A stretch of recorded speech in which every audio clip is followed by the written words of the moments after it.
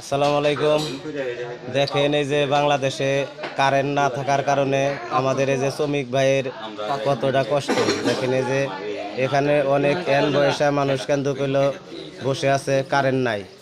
কতজনে তাঁত বুনায়, পাল্লম চালায়, গাড়ি চালায়। দেখেন এই যে কতটা লোক এই যে এখানে বসে আছে। কারো মানে কাজ কামের সুযোগ সুবিধা ভালো নাই, কারেন্ট নাই। চাষ টালে আড্ডা মারতেছে। আর কারেন্ট থাকলে হারে গাড়ি চাষ হইতো, মানুষ কাজে বাড়াইতো, গাড়ি চালানোর জন্য যাইতো, পাল্লম চালানোর জন্য যাইতো। কিন্তু এখানে কারেন্ট না থাকার কারণে আসলে যে আমাদের কিন্তু অনেক কষ্ট হয়ে গেছে।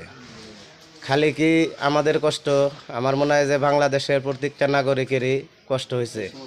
কারণ হাজার হাজার গাড়ি, হাজার হাজার তাঁত পাল্লম এখানে কিন্তু ফেরে তারা কিন্তু হলো সবাই মানে বসে আছে। তো এরকম যুবক পোলাহান যদি বসে থাকে তাহলে দেশটা তো খারাপ হবেই। তাই আমি মনে করব এই ভিডিওটা সবার মাঝে আপনারা ছড়িয়ে দেন, যাতে এই ভিডিওটা দেখে আমাদের এই বাংলাদেশের কিছু পরিবর্তন আনতে পারে। তো ভালো থাকবেন, ভুল বেদবি হইলে মাফ করবেন। আসসালামু আলাইকুম।